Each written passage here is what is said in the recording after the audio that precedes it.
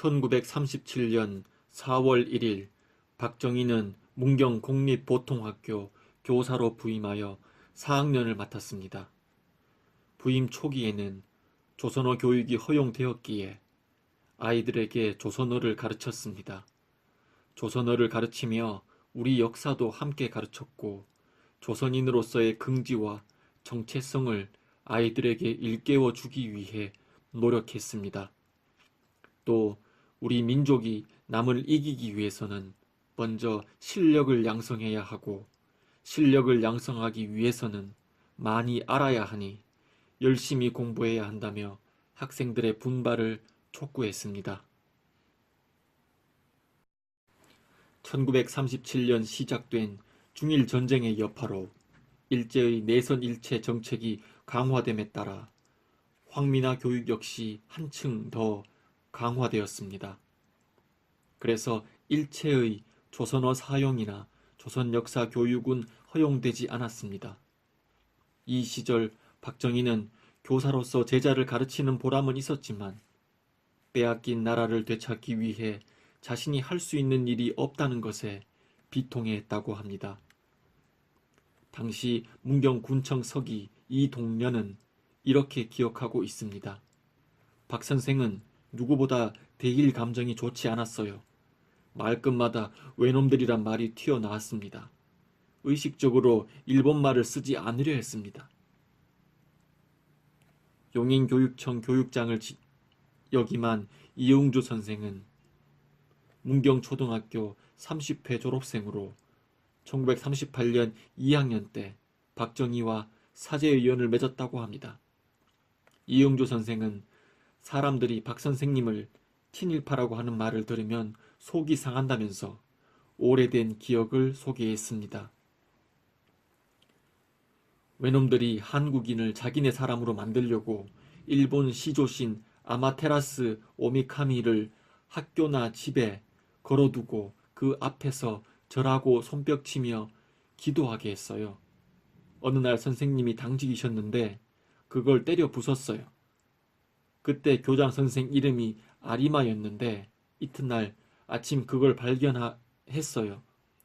소사를 불러 추궁하니 박 선생님이 간밤에 숙직 선 것을 안 소사는 총채로 먼지를 떨다 떨어뜨렸다고 둘러댔답니다. 너무 오래된 기억이라 친구들은 기억 못할 수 있겠지만 저는 워낙 할아버지 원수를 갚아야 한다는 생각이 머릿속에 가득 차 있었기 때문에 기억합니다.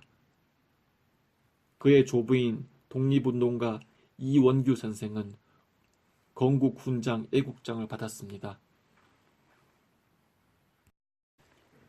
제자 정순옥 씨의 회고 중 이런 내용이 있습니다. 언젠가 일본 선생이 와서 조선 여성은 예의가 없고 젖가슴을 다 드러내놓고 물동이를 이고 다닌다고 조선 여성 흉을 보았습니다.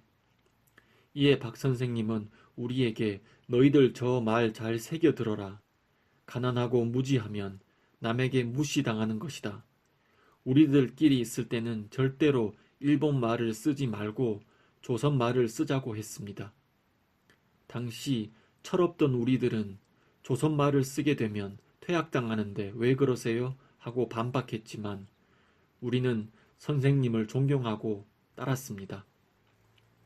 또 정순옥 씨는 이런 증언도 덧붙였습니다. 4월 어느 날 소풍을 갔었는데 우리는 선생님과 점심을 먹고 노래를 부르고 즐겁게 놀고 있는데 한 아이가 물에 빠져 죽는다고 고함을 치는 소리가 들렸습니다. 그 순간 박 선생님은 조금의 주저도 없이 깊은 물속으로 뛰어들었습니다. 저희들은 선생님이 죽는다고 고함을 치며 다른 5, 6명의 선생님들과 함께 뚝에서 벌벌 떨고 있는데 박 선생님이 다 죽은 아이를 물속에서 건져내었습니다. 선생님이 그 아이에게 인공호흡을 해 물을 토하게 하니 그제야 아이가 깨어났습니다. 선생님이 하느님같이 고마웠습니다. 그 아이는 제자 정근모였는데 그의 아내 조순복 할머니는 생전 남편이 진남교 아래 강물에 빠졌다가 살아난 얘기를 자주 했었다고 말했습니다. 조선의 정신을 말살하고 식민지 정책을 강화하려는 분위기 속에서도 박정희는 틈만 나면 아이들에게 조선 말, 조선 역사, 태극기를 가르쳤습니다. 결국 그 일이 일본인 교사의 귀에까지 들어가게 되어 일본인 교사들과 사이가 나빴으며 불량선인으로 찍혀 감시의 대상이 되었습니다. 한 번은 도교육청 시학감 일행이 학교에 감찰을 나왔는데도 나와서 영접하라는 말을 듣지 않고 아이들과 산에 올라가 트럼펫을 가르치다가 일본 교사들에게 집단적 린치를 당하기도 했다고 합니다. 불량선인 박정희에 대한 일본인들의 집단적 폭언과 폭행은 날이 갈수록 심해졌습니다. 그렇게 수모를 당하면서 별다른 돌파구를 찾지 못해 시리에 빠져있던 박정희는 퇴근 후 하숙집에서 막걸리를 자주 마셨다고 합니다. 하숙집 주인도 가끔 술자리에 끼어들었는데 평소에는 말이 없다가 술만 한 잔 들어가면 일본인에 대한 불만을 토로했다고 합니다. 또 이순신 장군이나 나폴레옹 이야기가 나오면 호탕하게 웃으며 영웅들의 일화를 읊어댔고 망국의 애환을 담은 황성예터라는 노래를 즐겨 부르며 가슴속 울분을 달랬다고 합니다.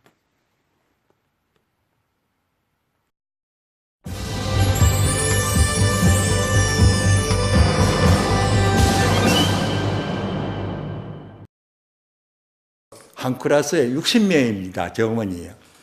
그래가지고 우리 5학년 24명이고 3학년은 나머지 이제 26명이고 그래가지고 참 직접 박정희 대통령한테 담임 선생으로 교육을 받았습니다. 그래 복습을 이래 하고 있으면 난 학교 떠드는 거야 야단이지 뭐 이러면 그 학교 들어갑니다. 들어가서 복습 시간인데 왜 떠드나? 어? 그래야 근데 공부하겠나 말이야. 아주 그만 어방했나. 일주일에 1시간 씩 조선어를 가르쳤습니다. 그때 국어는 일본말이 국어고 조선어는 일주일에 1시간 알고 그 조선어를 담임하시는데 1시간 일주일에 1시간 교과서 얘기는 별로 없고 한산섬에서 이순신 장군 이긴 얘기, 전투한 얘기 뭐 그런 정도. 그리고 또 시조를 그래 알고 있어요. 시조를. 그 지금도 우리가 알고 있는 시조가 맞습니다. 조선나라라는 이런 데 대해서 굉장히 많이 저를 얘기를 하셨어요. 그러니까 모든 이제 참 조선어 시간이라고 하는 건 그거는 재배가 되고 전부 다 말하자면 우리가 지금 봐서는 사상적이라 그럴까 그거 된 걸 굉장히 우리 학생들한테 많이 권장을 하셔서 말씀하셨어요. 그때 그 역사를 얘기를 못하게 돼 있는데, 배짱이 좋아가지고 그런데, 저 유리창 다 들어놓고, 칠판에 막 태극기 이렇게 이래놓고, 그래 막 얘기를 하더라고. 그래가지고 나갈 적에도 그거 지우지도 안 하고 나가요. 그래 우리가 지우고 이래. 한국말을 못하고 그랬어요. 일정시대 때. 한국말 하면 가능성이 적고, 그랬는데 이제 우리끼리 있을 때는 일본 선생하고 같이 있을 때는 한국말을 하지 말더라도 우리끼리 있을 때는 우리말로 하자고 그렇게 말씀하셨어요. 그리고 일본 사람들하고 너 일본말 하지 마라. 일본말 너 할 게 뭐 있나? 우리 한국 사람이 한국 사람이니까 일본말 하지 말고 그저 너 교육은 나한테 지금 직접 내가 담임 선생님께 조선어고 뭐고 다 배우지 않나 이렇게.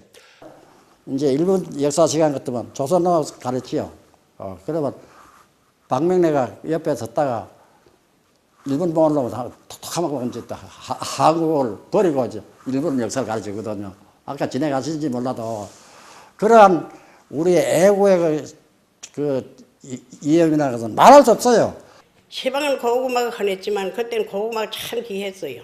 귀해가지고 그 아리마 교장이라고 선생님인데 그 고구마를 한 시방으로 말하면 한 반가마이 태는데요. 고구마 찌끄레기라. 그걸 저들이 그걸 좀 가만히 먹었어요. 먹었더만 아이고 이 교장이 와서 막 그거 먹었다고 우리를 벌을 시키고 이러는데. 그래 뭐 선생님 한 바퀴 이래 돌디만은 그래 우리한테 위로를 하면서 어찌든지 너들도 강하게 살아야 된다. 저정신매로 강하게 살아야 된다 하면서 우리를 퍽 위로하시고 그리고 또 그날 저녁에 우리를 한 밑미치 오락하되면 숙직실에서 고구마도 삶아 주시고 그렇게 다정하신 분이래요. 옛날 노래를 그렇게 잘하셨어. 우리 모임만 뭐 여학생들하고 우리 같이 놀만 옛날에 한국의 방송예터도 그렇게 부르고 노래도 많이 불렀어요.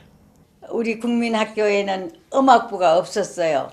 학예회도 그렇게 안 하고 그랬는데 선생님 오심으로써 나팔부가 생겼어요. 그 선생님 음악을 좋아하셔가지고 그래 남학생들을 몇 명을 모아가지고 이제 학예회 때마다 나팔을 부시고 저희들도 학예회 할 때 재미있게 하시고 그래서 항상 저들이 박 선생님 하면서 많이 따라다녔습니다. 그래 이제 우리 남자들만 데리고 가가지고 막 이제 연 학교로 내려다보고 나발을 불고 이래야 즐겁게 이제 지내고 나왔습니다. 문경철도공사 때 기공식 할 적에 문경 국민학교에서 그것을 쭉 와서 이래 시간을 내서 저들을 불러서 준비했는데 하여튼 그 당시에 이래 나가면서 그 한 몇 년이 됐는데도 이래 나오는데 넌 어디 있지? 넌 마성 있지? 넌 어디 있지? 너 어느 중학교 갔지? 이렇게 참 그 기억을 하고 있는 거 보면 참 아주 보통 선생님이 아니다 이런 생각이 듭니다. 아주 엄격하게 사람을 아주 맹글어가지고 보냅니다. 그 대신 속으로는 아주 사랑을 해요. 내가 아까도 그렇다 해도 너 마음 먹지 말고 더 열심히 하는 그런 마음을 먹고 공부를 해라.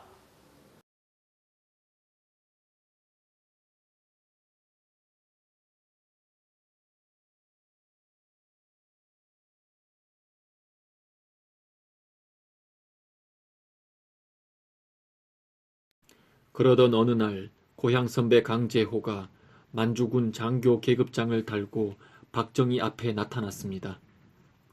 그가 만주군관 학교에 대해 설명해 주었을 때 박정희의 눈에 드디어 빛이 나기 시작했습니다. 만주군관 학교에서 조선인도 모집하고 있고 학비도 전액 무료에다 소정의 생활비까지 지급한다는 말을 들었습니다. 즉 군 지휘관 양성 교육을 무료로 받을 수 있고 임관 후에 만주국 장교가 될 수 있다는 말이었습니다. 그는 평소 빼앗긴 나라를 되찾기 위해 실력 양성이 가장 중요하고 호랑이를 잡으려면 호랑이 굴로 들어가야 한다는 말을 자주 했다고 합니다. 당시 불량선인으로 찍혀 온갖 수모를 당하면서도 별 수 없이 교사로 지내야 했던 박정희의 마음속에는 꿈과 희망만 가질 수만 있다면 그 어떤 고난도 기꺼이 감내하겠다는 강한 의지의 불길이 타올랐습니다. 시리에 빠져 흐느적거리던 그의 심장이 다시 격하게 고동치기 시작했습니다.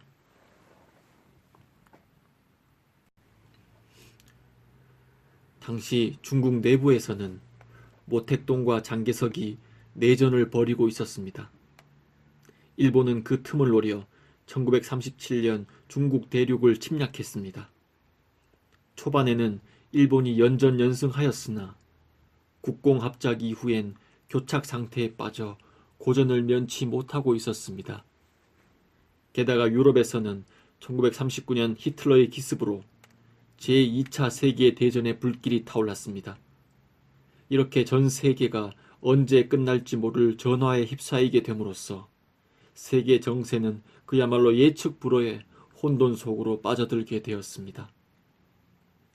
당시 박정희는 아마도 이 같은 난세에 문경 시골에서 얻어맞아가며 교사 생활을 하고 있을 것이 아니라 만주로 가서 군사 지식을 배워두어야만 조만간 닥칠지 모를 조국 독립전쟁에 조금이라도 더 큰 힘을 보탤 수 있을 것이라 생각했을 것입니다.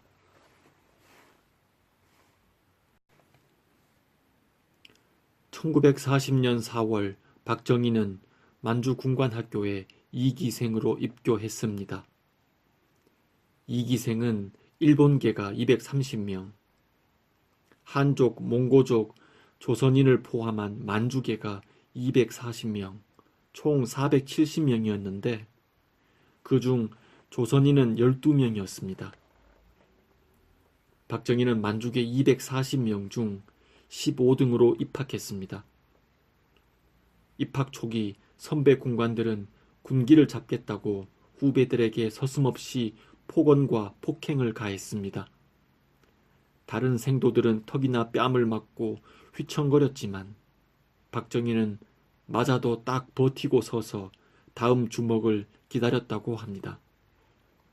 선배 군관들도 그런 박정희가 왠지 무섭게 느껴졌고 지독한 모습에 혀를 내둘렀다고 합니다. 물론 전에 많이 맞아봐서 그런 면도 있겠지만 그가 당시 어떤 각오로 입학했는지를 엿볼 수 있는 대목이라 하겠습니다.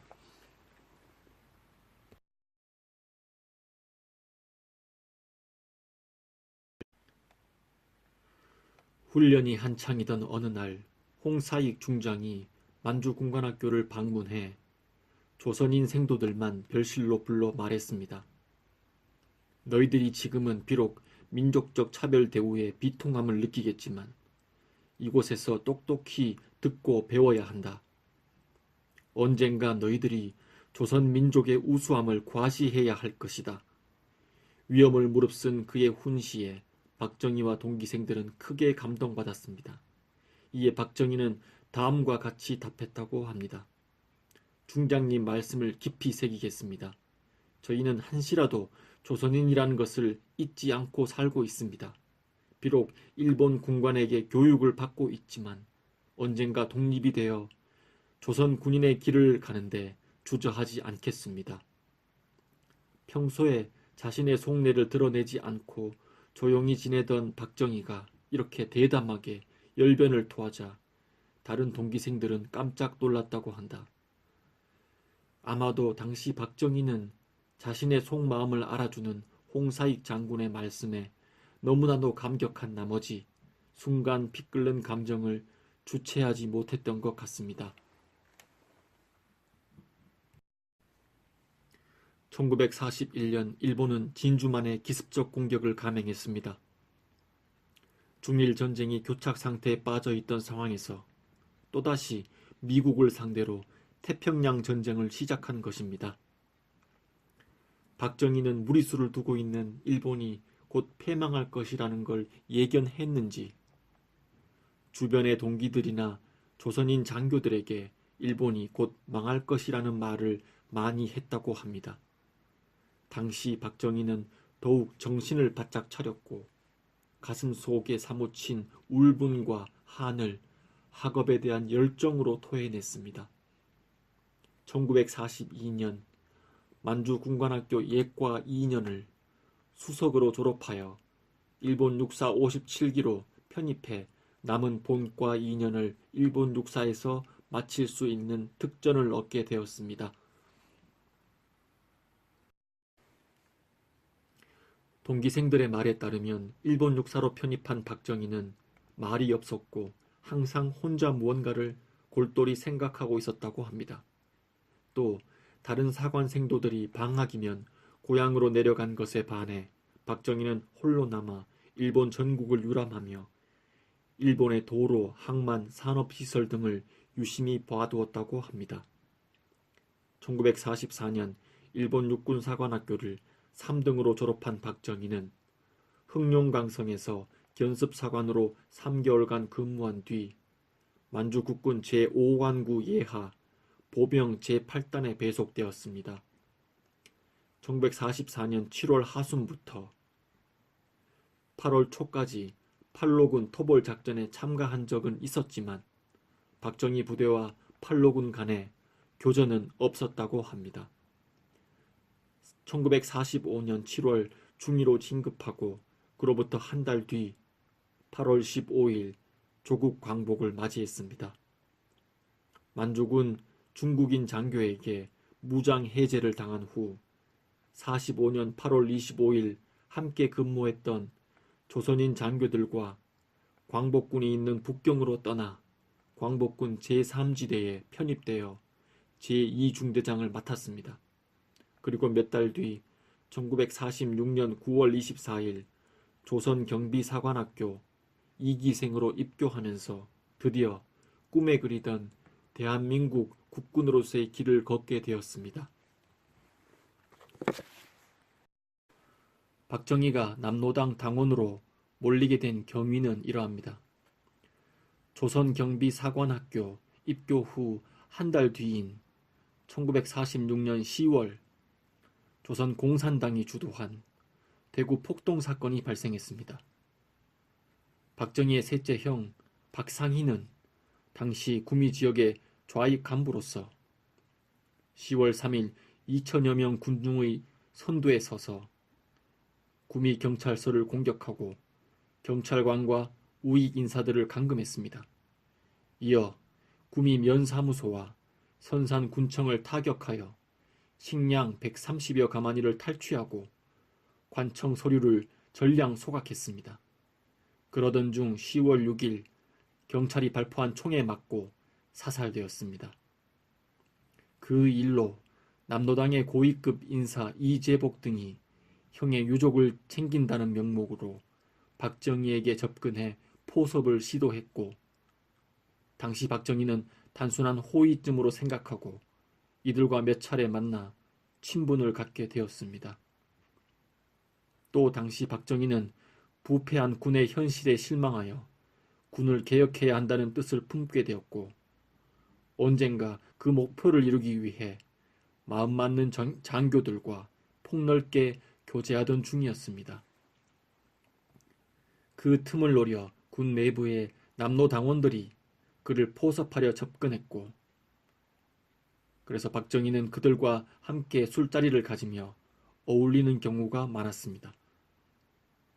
1948년 여순 반란 사건 진압 후 군 내부의 남로당 세력을 색출하기 위한 대대적인 숙군 작업이 있었습니다.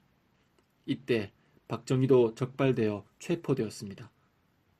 비록 입당 절차는 거치지 않았지만 남로당 실력자인 이재복과 최남근의 추천을 받아 본의 아니게 당원으로 인정되는 상태였던 것입니다.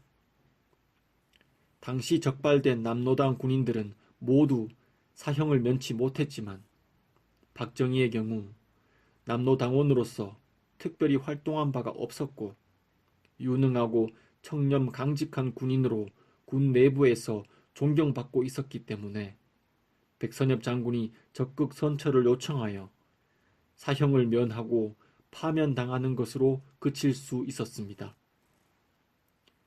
좌파들은 박정희가 동료를 밀고 해서 풀려났다고 하는데 그건 아마도 사면의 명분이었던 것 같습니다.